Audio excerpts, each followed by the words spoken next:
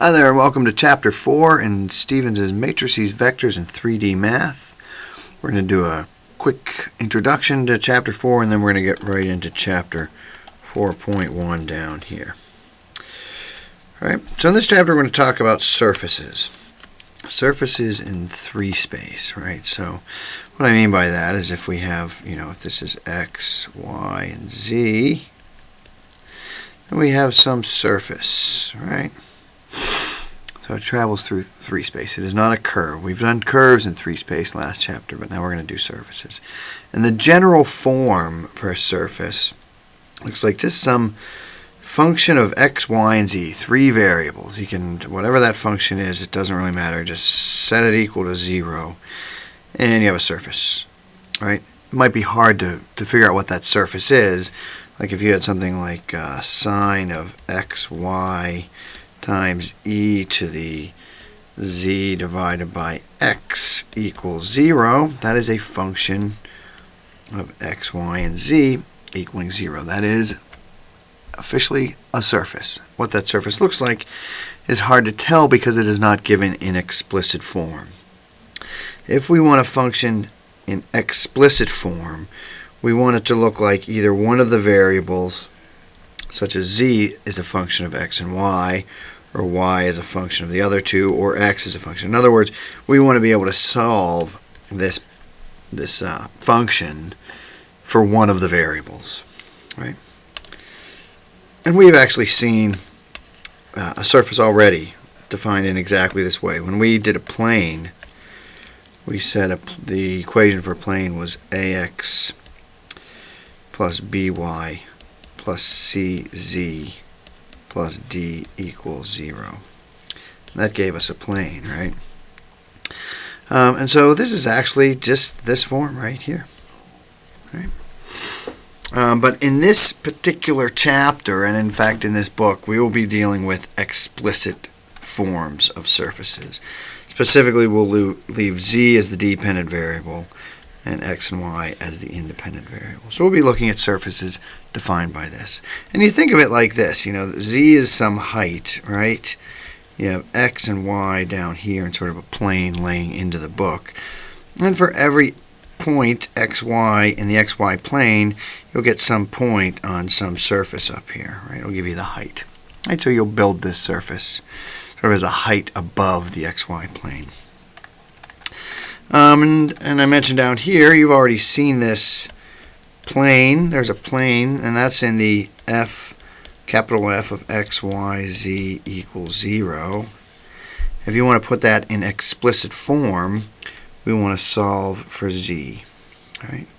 So it's in the d over the ax and by, and then you divide by this c, and what you'd get is z is a function of just x and y. Right? And it's worth pointing out, but not critical here. If you break up this one fraction into the 3 individual fractions, what you'll see is that z, this function for a plane, is somewhat familiar in the sense that you have this coefficient in front of x. That's sort of the x slope. That's the slope in the x direction. We have a slope in the y direction, and then we have essentially the z-intercept, right? So it looks sort of like the equation for a line when you have y equals mx plus b, right? So when you put our equation for a plane into explicit form like this, when you take our general form, put it into explicit form, it kind of looks like the equation for a line. Alright, so let's consider a different function, one that you haven't already seen. Consider z equals x squared plus y squared plus 2. That's z is a function of x and y. Right? And there's sort of a process for graphing this, and I'll show you how to do it with Matlab too. But there's a way to get sort of the intuitive feel for what these look like by essentially just taking slices through 3 space and then drawing the trace on various slices. Right? And so what I mean by that is, suppose I have x, y, z, and suppose I have some surface, through here. if I want to know what that surface looks like, I can slice it with this XY or the XZ plane, and I'll see what kind of trace it makes on the XZ plane. Right? And so I'm going to do that right here. The trace in the XZ plane is found by letting y equal 0. So if this is my y-axis over here, when I let y equal 0, I'm actually in this plane. It's the plane that's right on the page here. So all I have to do is take y equals 0, set it into my equation, and I get c equals x squared plus 2. And we should all know what that looks like. That's just a parabola with intercept 2, right? And this is z, and this is x.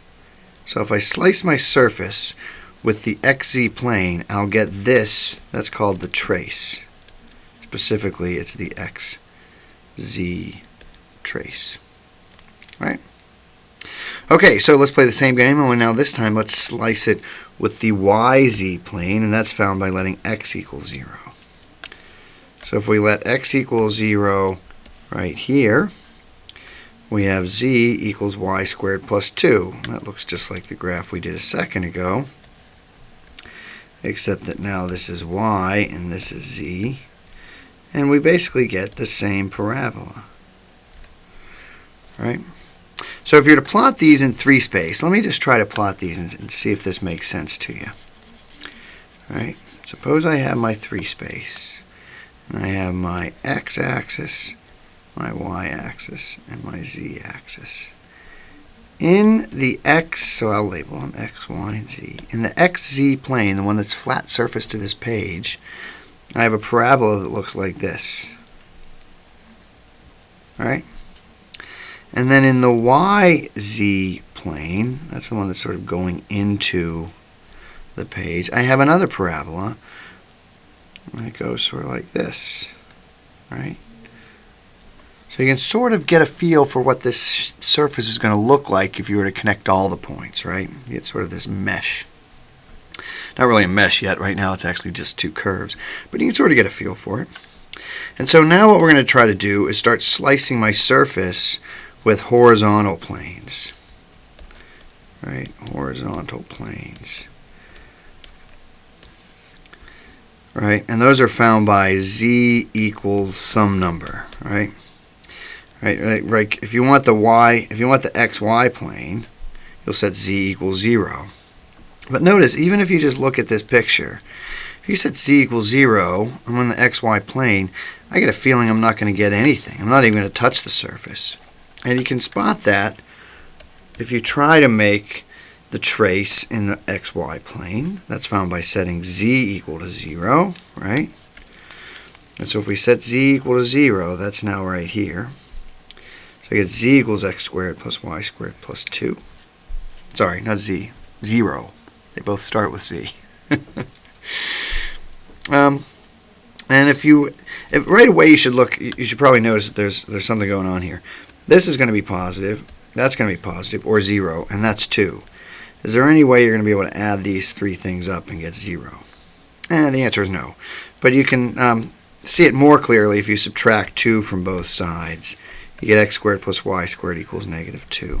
And you know that's never going to happen. So there is no trace in the xy plane. And that should be clear from right here. Our whole surface is 2 units above the xy plane. So what if I try to slice it at z equals 2?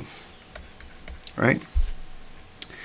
So if I set z equal to 2, that's the plane, right? There's a plane defined by z equals 2. And if you go back to our little picture, it's this plane right here, right?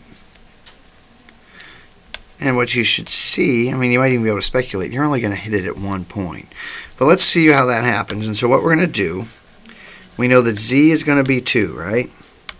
So we come here and we set z equal to 2.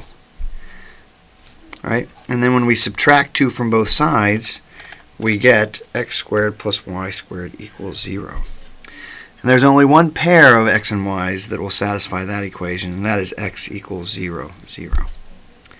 So on the z equals 2 plane, we only get one point.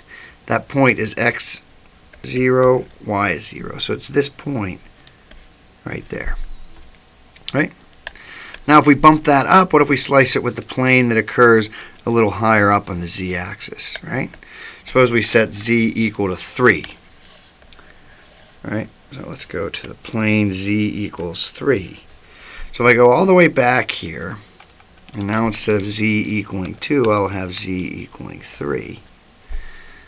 Then if I subtract 2 from both sides, I'll get x squared plus y squared equals 1. And what that is a circle with radius 1. It's centered at 0, 0. It has radius 1. So if I go up here to my little graph, z equals 3, I get a circle of radius 1. That's a pretty bad circle. Let me see if I can improve my circle here. Okay, still not that great, but you can see what's going on, right? We have a circle of radius 1 at z equals 3, that plane. All right? Now, if I'm going to go up the z-axis a little bit more, instead of slicing it with the z equal 3 plane, I'm going to slice it with the z equals 6 plane. You'll see in 1 second why I chose z equals 6. If I go z equals 6, I'm going to go all the way back up here. My z is now a 6. If I subtract 2 from both sides, I get x squared plus y squared equals 4. And so the reason I chose 6 was so that when I subtracted 2, I got the perfect square 4. So when you have x squared plus y squared equals 4, that's what I have right down here. That's just a circle centered at 0, 0 with radius 2. All right, so that means if I go all the way up here, there's 1, 2, 3, 4, 5, 6. If I go all the way up to 6, I'll get a circle like this, just at a bigger radius, right? And now you can really see what's going on with our shape. I've run out of space in my little graph that I'm drawing, but if I were to slice it with one more plane, the plane z equals 11, I would get the circle defined by x squared plus y squared equals 9, which is a circle centered at the origin with radius 3. And I don't have any more room up here, otherwise I would sketch it in there. But you can see what's going on. We've got sort of a bowl-shaped thing, right? And in particular, here's what I had Matlab do this. Right? There's Matlab tracing the xz, the yz traces, and then the level curves. Z equals, what is that? 3, z equals 6, and then z equals 11. Right? Those are my circles that I just did. So I did this by hand right up there. I did this part up there, right? And it looked pretty bad, but we got a pretty, we got a little view of what was going on. And MATLAB confirms it. And then we can plot the whole surface with MATLAB too. So I'm going to show you, the code is on the next page. I'm going to show you what all the different lines do. But the first set of code creates this, sort of this wire mesh of curves that help define what the surface looks like. And then we just plot the surface. Right? So let's take a look at that code. I don't have MATLAB on this machine, but you don't really need to see it. What you should do, though, is go to the Chapter 4 program repository and get the file plotting paraboloid traces.m and run it, and you'll get that same, you'll get this graph, right, the first one here on the left, right? So this is plotting paraboloid and traces. And so how do we do that? So the first thing we did, right here, we created an anonymous function. There it is. That's z is a function of x and y, and it returns x squared plus y squared plus 2. You have to use the dot squared so that it squares the vector of values term by term, as opposed to trying to multiply the one vector by itself.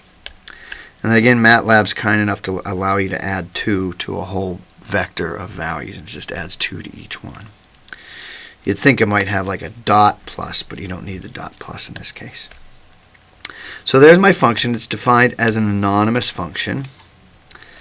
And I'm going to get a domain on x and y. I call it x vec and y vec. And we're going to go from -4 to 4 on x, -4 to 4 on y. And if you go all the way back to even our naive sketch here, you can see that it looks pretty symmetric. And these traces let you know that this thing looks like it's going to be symmetric. So that's why I'm going -4 to 4 in both the x and y axes.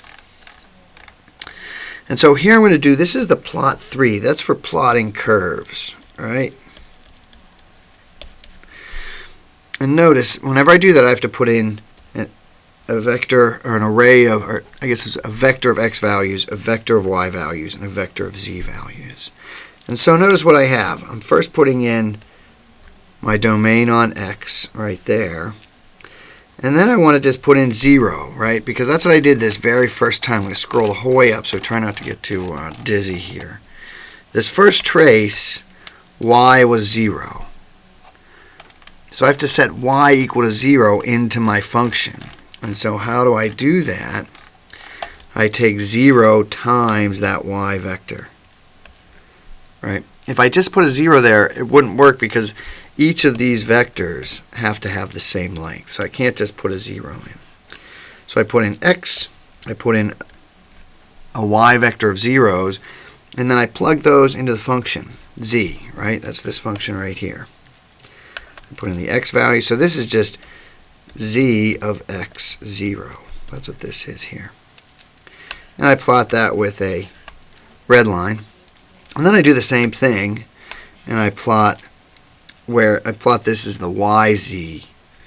All right, this is the YZ trace here.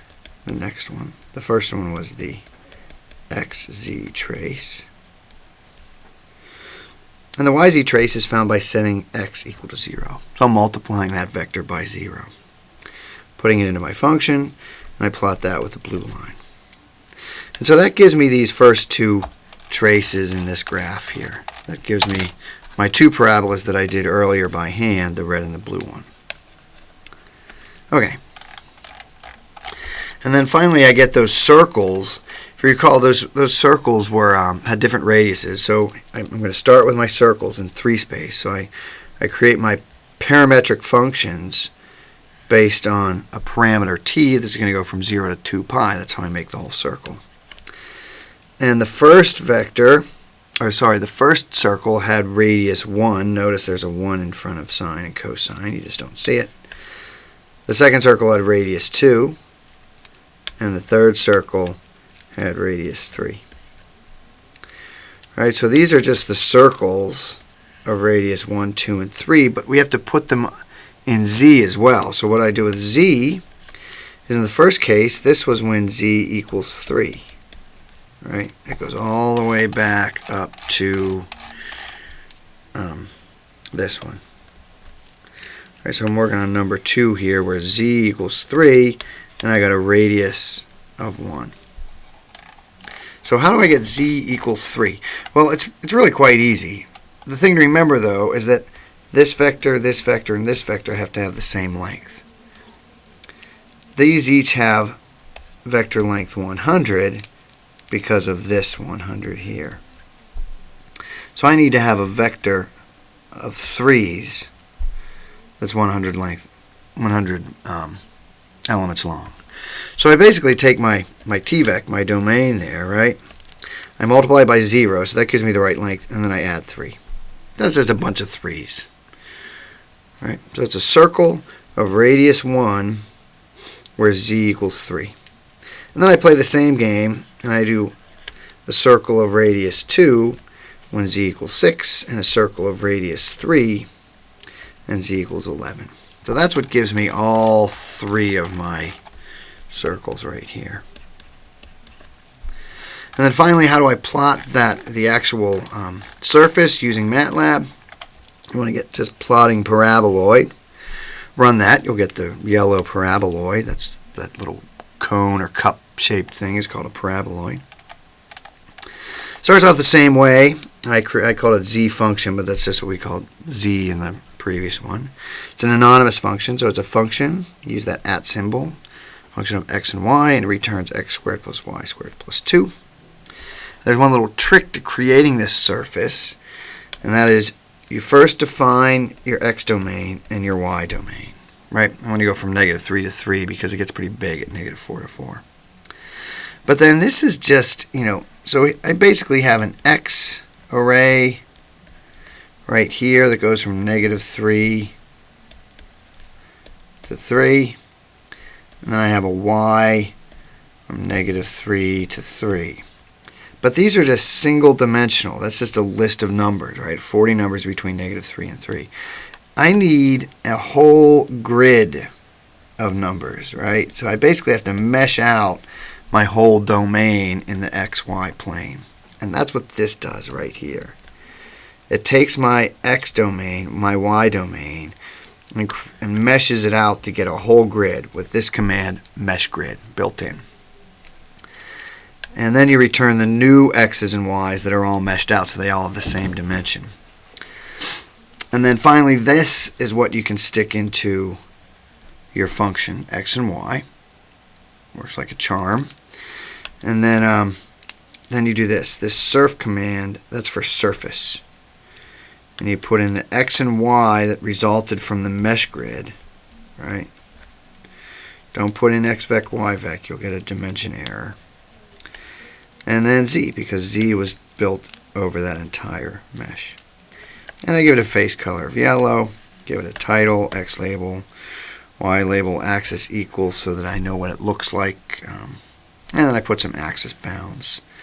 The axis bounds are xmin, xmax, ymin, ymax, zmin, zmax. And when you run that, you get this nice yellow paraboloid, right?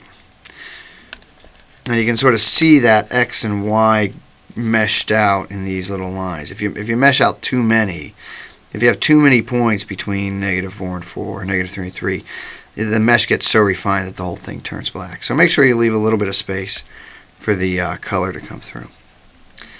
And the assignment has a few other surfaces for you to play around with, but that wraps up Chapter 4.1. All right. I'll see you on Chapter 4.2. Bye now. Let's see. F.